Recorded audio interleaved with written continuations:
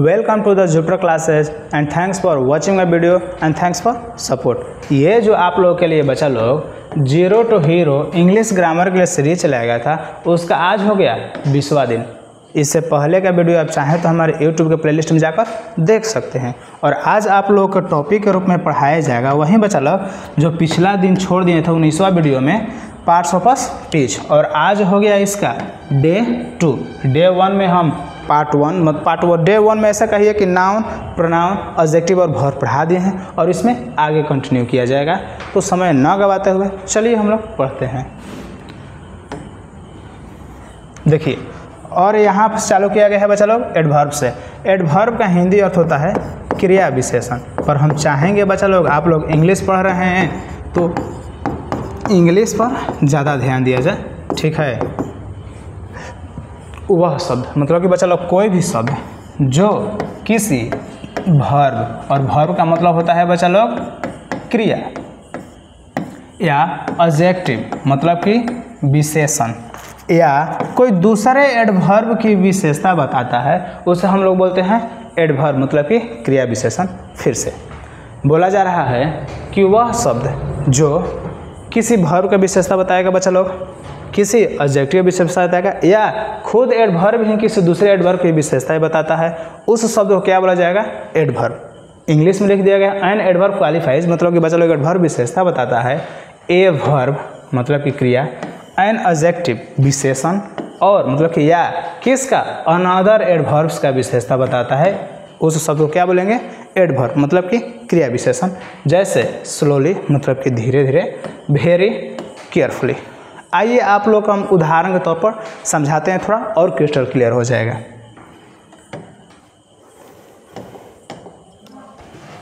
तो देखिए हम लोग क्या पढ़ रहे हैं बच्चा लोग? एडवर्ब।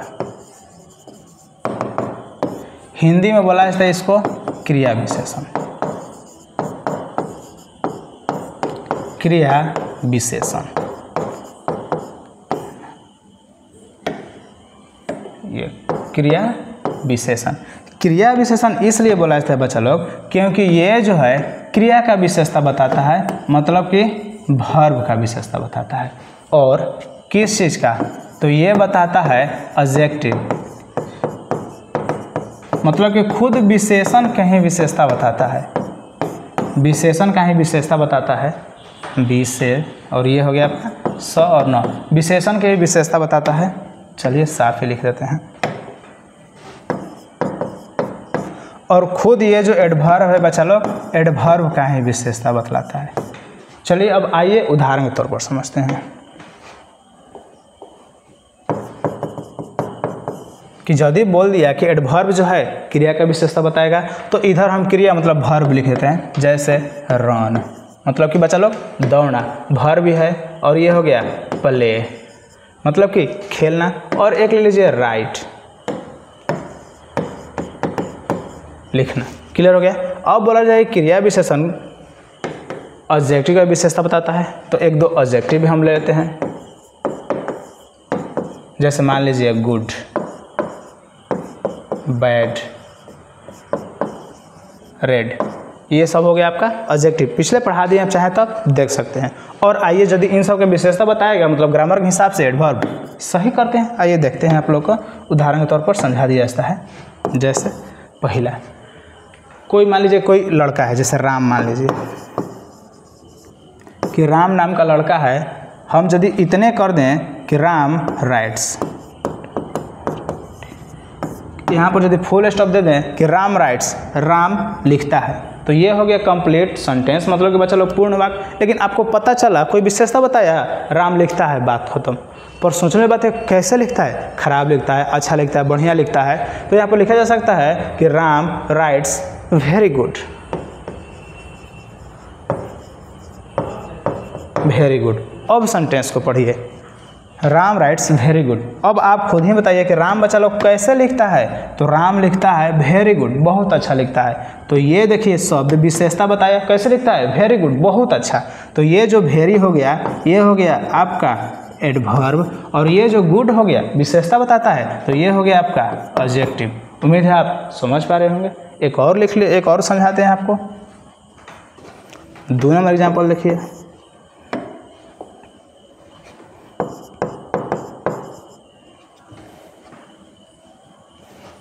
जैसे सीता रन्स, सीता दौड़ती है, कैसे? तो बोला जा सकता है कि वेरी स्लोली, वेरी स्लोली, कि सीता रन्स वेरी स्लोली, कि सीता जो है कैसे दौड़ती है? बहुत स्लो, मतलब कि धीरे धीरे दौड़ती है।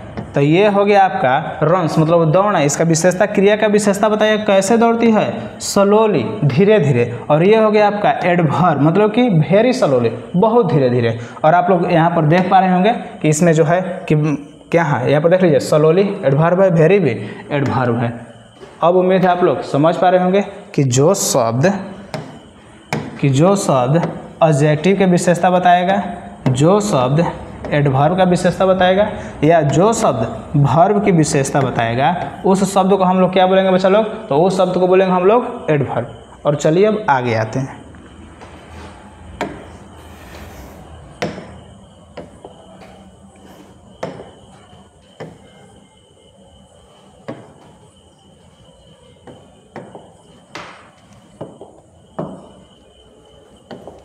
एडवर्ब क्या है बच्चा लोग? प्रीपोजिशन, मतलब कि संबंध बोधक अव्यय। देखिए संबंध मतलब कि जैसे ही देख लीजिए संबंध से है तो बच्चा लोग संबंध बताएगा। पर देखते हैं किस में या कैसे, कि बोला जा रहा है कि जो शब्द, कोई भी शब्द, नाउन मतलब कि संज्ञा या प्रोनाउन मतलब कि सर्वनाम के पहले जुड़कर वाक्य के, ध्यान दीजिए, सेंटेंस के अन्य शब्दों के साथ उनका संबंध स्थापित करता है। आ गया ना बच्चा लोग? फिर से बोला जा रहा है कि वह शब्द या जो शब्द, कि तो नाउन मतलब कि संज्ञा, प्रोनाउन मतलब कि सर्वनाम के पहले जुड़कर या आकर वाक्य के अन्य शब्दों के साथ उनका संबंध स्थापित करता है, इसीलिए इसको क्या बोला जाता है? संबंध बोधक अव्यय।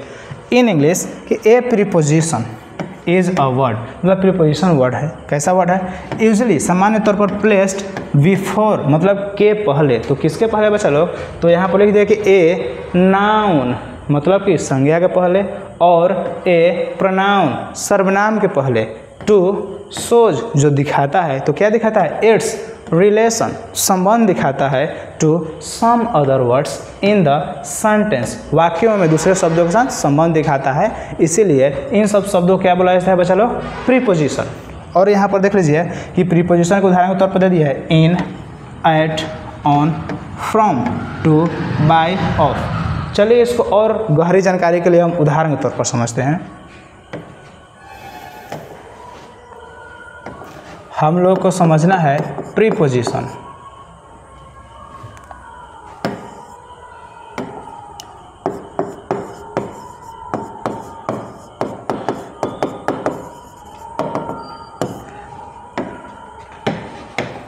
ऐसे प्रीपोजिशन आमतौर पर बोला जाता है बच्चा लोग कि ये जो है दो शब्द से मिलकर बना है, प्री और position.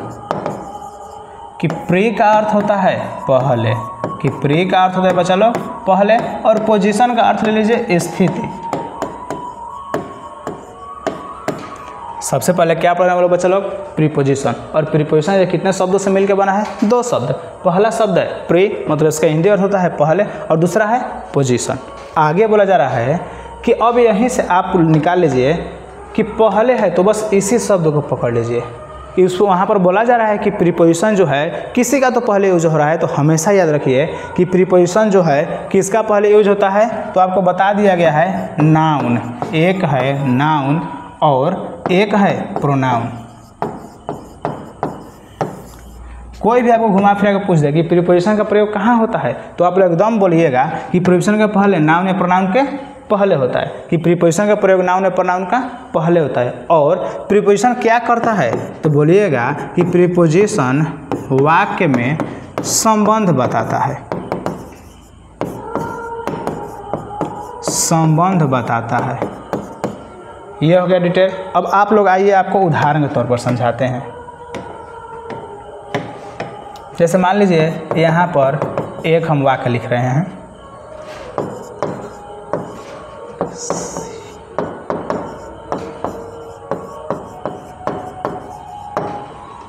She is in the room. Clear हो गया।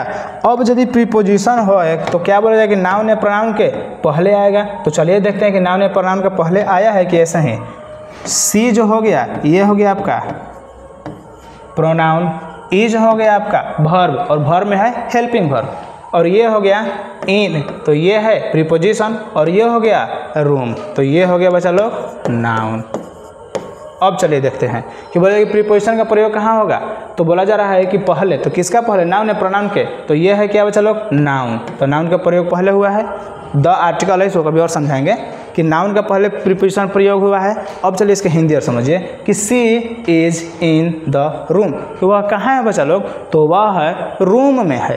तो अब देखिए कि सी मतलब कि इसका संबंध बताएं ना किससे, रूम से, कि सी मतलब वह कहाँ है, तो वह है रूम में, इसलिए बच्चा लोग आपका इन जो है वो क्या हो गया प्रीपोजिशन। अब मान लीजिए एक दफ़ा कि यदि इन हम हटा दें, लीजिए इन हटा दिए, अब बताइए अब ये जो है वाक्य कंप्लीट है, पूर्ण सेंटेंस है, पढ़ के देख लीजिए, सी इज़ द रूम, मतलब वह रूम है, नहीं ना, कोई संबंध नहीं बता रहा है। लेकिन यदि हम यहीं पर छोड़ दें इन, तो अब खुद आप पढ़ सकते हैं कि सी इज़ इन द रूम, कि वह कहाँ है, वह रूम में है। उम्मीद है अब आप लोगों को संबंध समझ में आ गया होगा।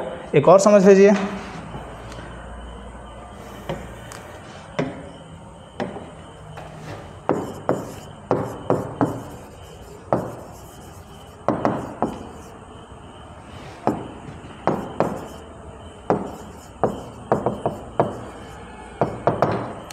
आई एम गोइंग टू मार्केट, कि बच्चा लोग मैं कहाँ जा रहा हूँ, तो I am going to market, तो मैं बाजार जा रहा हूँ। तो ये जो हो गया आई प्रोनाउन, नाउन या प्रोनाउन का पहले आएगा और संबंध बताएगा, तो आई एम गोइंग, यदि यहीं पर हम फुल स्टॉप दे दें तो कोई बात नहीं, आई एम गोइंग मैं जा रहा हूँ। लेकिन अब यहीं पर संबंध बन रहा है कि आई है मतलब मैं जो है, तो कहाँ जा रहा हूँ, तो मैं जा रहा हूँ मार्केट, तो मेरा संबंध किससे बताया जा रहा है, तो मेरा संबंध बताया जा रहा है कि बाजार से, इसीलिए कि टू जो है किसका काम कर रहा है, तो ये काम कर रहा है प्रीपोजिशन का। टू मतलब होता है किसी की ओर, I am going to market, I am going to school, मतलब अरे किसी की तरफ तो जा रहा है, तो संबंध बताया जा रहा है, कोई दिक्कत नहीं ना। जैसे एक और उदाहरण पर समझ लीजिए, जितने क्लियर ध्यान से देखिएगा उतने ज़्यादा समझ में आएगा। 3 नंबर देख लीजिए,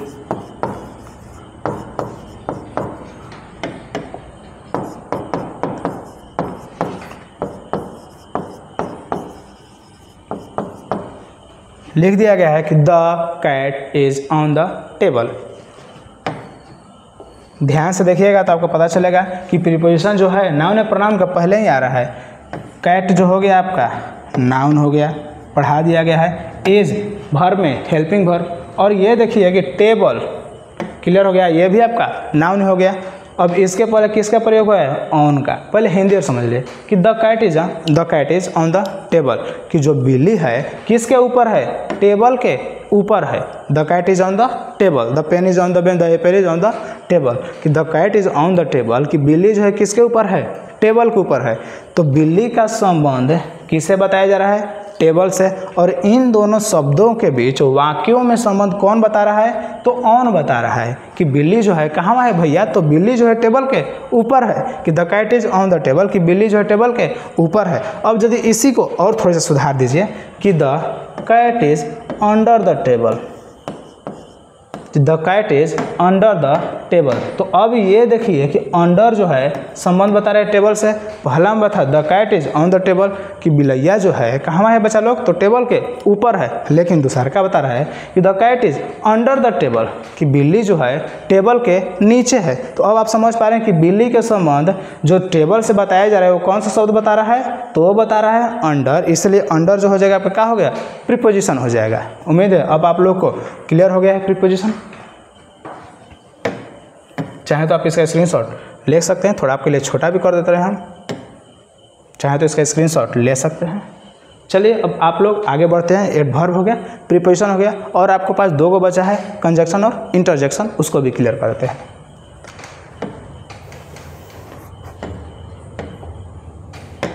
चलिए अब हम लोग चलते हैं कंजक्शन की ओर,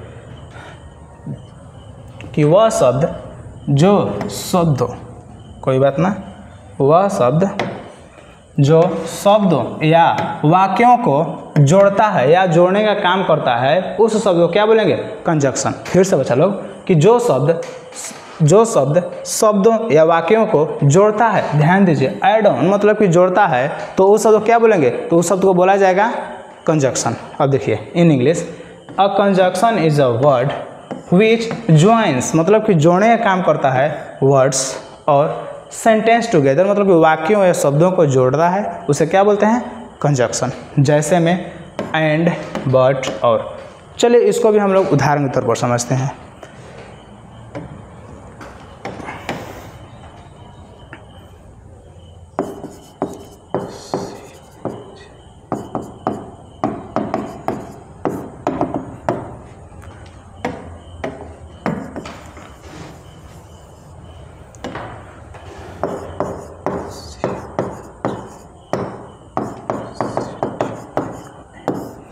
सबसे पहले बच्चा लोग कि कंजक्शन जो है किस चीज़ का काम करता है, तो ये जोड़ने का काम करता है शब्दों या वाक्यों को, जोड़ने का काम किसका, तो शब्द का शब्दों या वाक्यों को। चलिए देखते हैं कैसे। जैसे मान लीजिए कोई शब्द, जैसे दो को शब्द ले लिए, ये है बच्चा लोग एग्जाम्पल समझने के लिए। एक ले लिए सीता, और मान लीजिए इसका कोई बहन होगी रमीता ले लेते। अब देखिए एक है सीता और एक है रमीता, अब दोनों है अलग है। अब मान लीजिए कि कंजक्शन क्या करे कि जोड़ने का काम करता है, वह शब्द जो जोड़ने का काम कर रहा है। अब देखिए यदि यहाँ पर हम लिख दें एंड, तो जुड़ गया। पहले था सीता और रमीता, अब इसको क्या बोला जाएगा, सीता एंड रमीता, मतलब कि बच्चा लोग सीता और रमीता। क्लियर हो गया कि सीता और रमीता ये जो है यहाँ पर क्या किया, तो ये जो दो शब्दों को जोड़ दिया, इसीलिए एंड जो है आपका क्या हो जाएगा, कंजक्शन। उम्मीद है आप लोग समझ पा रहे होंगे। और देख लीजिए यहाँ पर दे दिया गया है कुछ एंड बट, कि सीता एंड रमीता हो गया। एक और समझ लीजिए,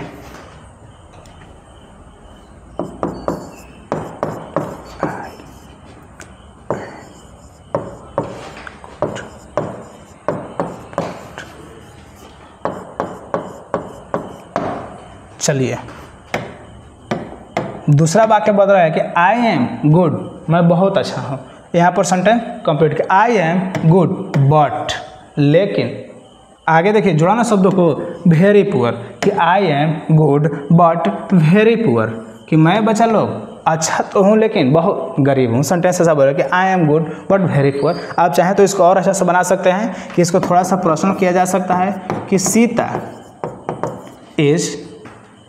इज ब्यूटीफुल,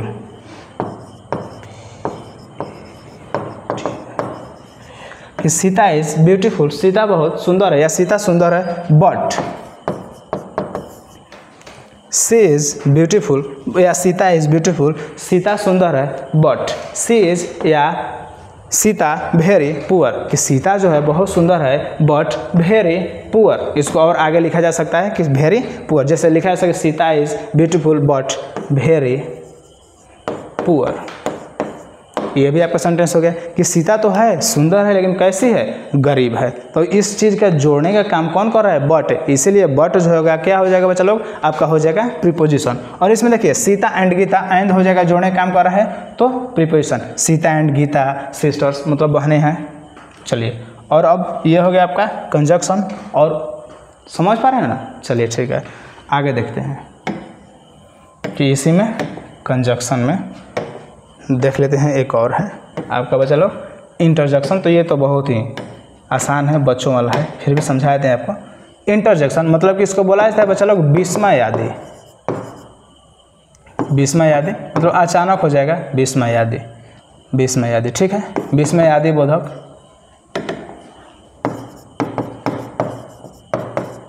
बीस्मा यादी बोधक कि वह शब्द जिससे आकस्मिक मतलब कि बच्चा लोग अचानक, खुशी मतलब कि हैप्पी वाला, दुख मतलब कि सौरो या अनहैप्पी कह सकते, या आश्चर्य या घृणा का बोध होता है या घृणा का भाव व्यक्त होता है, उसे क्या बोला जाएगा, उस शब्द को बोला जाता है इंटरजेक्शन। मतलब कि बीच में आदि बुझो या अचानक जो काम हो जाए, जैसे बोला जा रहा है कि an interjection is a word which express, जो बताता है या व्यक्त करता है कि सम सडन मतलब कि बच्चा लोग जो अचानक हो गया है, ऐसा कहा जा सकता है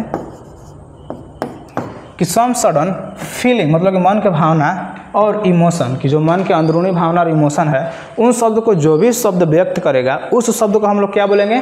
इंटरजेक्शन। फिर से कि वह शब्द जिससे आकाश में खुशी, दुख, आश्चर्य या घृणा का बोध होता है, उस शब्द को हम लोग क्या बोलेंगे बच्चा लोग? उस शब्द को बोलेंगे हम लोग इंटरजेक्शन। और आपको लोग एग्जाम्पल दे दिया है, अल्लास, आह, और ये हो गया ओ, ये हो गया आपका हेलो और हुर्रा। नहीं बोलते हैं कोई कोई, जैसे सेंटेंस में कोई मैच जीत गया था, हिप हिप हुर्रे, मतलब हम लोग जीत गए तो वहाँ पर खुशी व्यक्त हो रहा है। क्लियर हो गया बच्चा लोग? तो वहाँ पर प्रयोग किया जाता है। और हाँ, आपको जानकारी को बता दें कि जब इंटरजेक्शन वाले वाक्य बनाया जाएगा तब तो वहाँ पर प्रयोग किया जाएगा, यदि पंचुएशन की बात किया जाए तो वहाँ पर प्रयोग किया जाएगा बच्चा लोग आप लोग का एक्सक्लेमेशन मार्क्स। ये सब पंचुएशन हम लोग पढ़ा दिए हैं। उम्मीद है आप लोग को आज का क्लास बहुत अच्छा लगा होगा।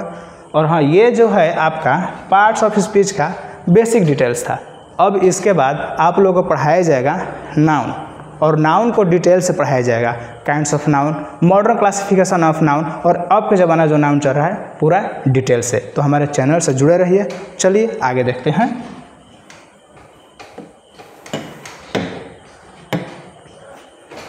तो आज के लिए बस इतना ही। इसी तरह और वीडियो देखने के लिए आपको लगता है कि किसी को ये वीडियो शेयर किया जा सकता है तो एकदम शेयर करिए, उसको भी पढ़िए और आप भी मन लगा पढ़िए। और लाइक, कमेंट और शेयर, सब्सक्राइब तो आप कर ही देंगे। यहाँ तक आपने हमें कीमती समय दिए, इसके लिए तहे दिल से शुक्रिया, धन्यवाद।